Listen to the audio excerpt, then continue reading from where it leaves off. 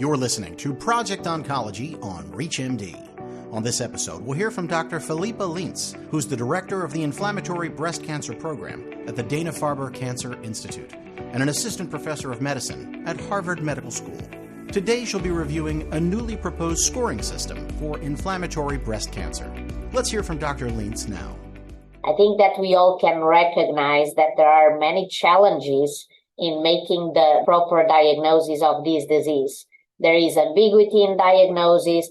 The diagnosis is overly dependent on the provider's experience, and you can already understand how challenging this is when we are talking about a rare disease that represents about 2 to 3% of all the breast cancers. So outside of IBC-dedicated clinics, providers see at most 1 or 2 new cases per year, which for some might not be enough to give you the confidence to make the proper diagnosis of this disease. So to try to overcome some of these challenges, there was an IBC task force that was brought together by the IBC Research Foundation, led by Ginny Mason, the Milborn Foundation, and Susan G. Komen. They brought a group of IBC experts.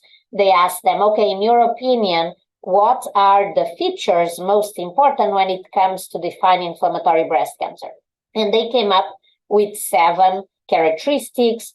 For each of them, they gave them a priority factor depending on how important they thought it was. And it's mainly clinical findings, but you also have a pathology findings such as the presence of lymphatic emboli or breast imaging findings.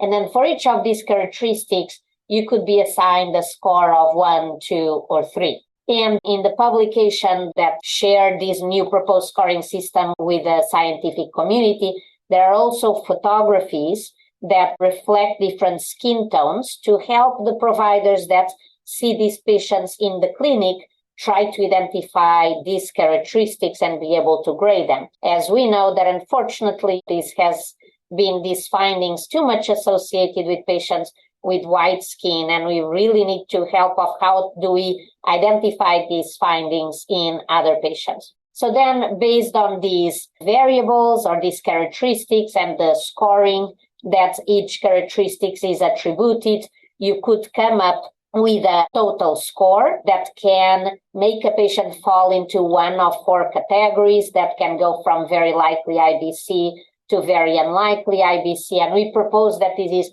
not only used for treatment decisions, but as well for inclusion of patients in IBC-dedicated clinical trials. This proposed scoring system is currently undergoing validation. So both the IBC program at Dana-Farber that I lead and the IBC program at MD Anderson that is led by Dr. Wendy Woodward, we both received the grants. That the main goal is to validate this scoring retrospectively using our combined databases, and if not validated, to come up with suggestions to refine it and make it more accurate. So this work is ongoing with expertise that we could not do this without our biostatisticians. So we hope to be able to share the results with the scientific community sometime next year. That was Dr. Flipia Lynce discussing inflammatory breast cancer. To access this episode and others in our series, visit Project Oncology on ReachMD.com, where you can be part of the knowledge. Thanks for listening.